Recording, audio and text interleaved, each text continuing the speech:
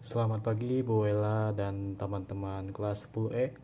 Saya Kenu Saroso nomor urut 14 ingin menjelaskan tentang komponen-komponen penginderaan jauh dan manfaatnya.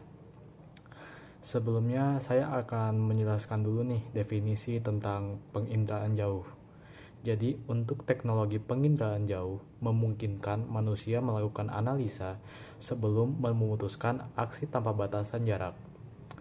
Penginderaan jauh biasanya dilakukan untuk mengukur suatu objek dengan alat yang keduanya tidak bersinggungan langsung. Nah, saya akan menjelaskan komponen-komponen penginderaan jauh.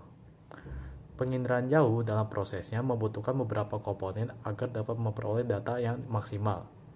Maka, ini adalah beberapa komponen penginderaan jauh. Yang pertama adalah sumber tenaga.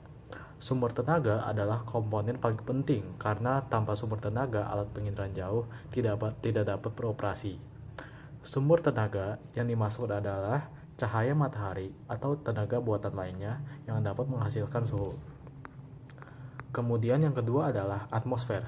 Atmosfer menghasilkan beberapa molekul seperti oksigen, karbon dioksida, hidrogen, nitrogen, dan lainnya.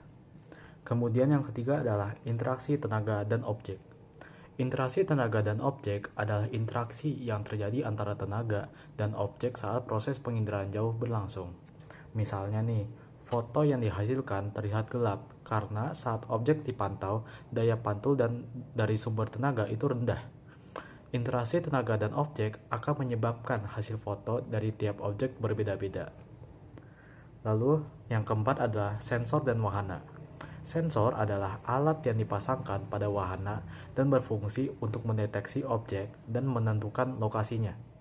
Sensor nantinya akan menghasilkan foto yang sudah ditentukan dari jarak mana objek yang dipantau layak diambil.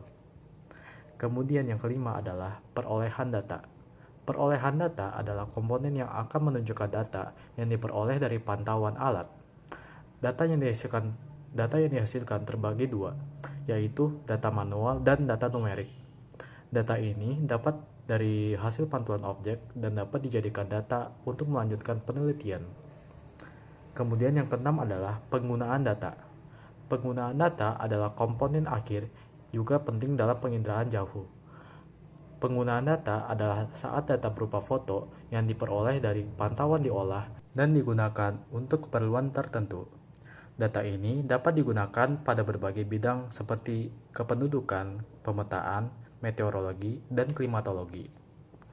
Nah, sekarang saya akan menjelaskan manfaat dari penginderaan jauh. Untuk manfaat penginderaan jauh, yang pertama itu membantu memberikan gambaran dari objek yang beberapa di suatu wilayah. Misalnya nih, seperti kondisi permukaan bumi, gunung, laut, sungai, dan lainnya.